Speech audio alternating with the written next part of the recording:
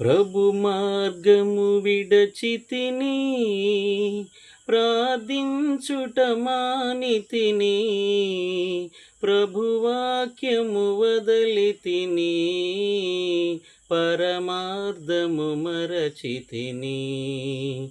ప్రపంచ నటనలలో ప్రావీణ్యమును పొంది ఫలహీనుడనై ఇప్పుడు పాటింతు నీ మాట.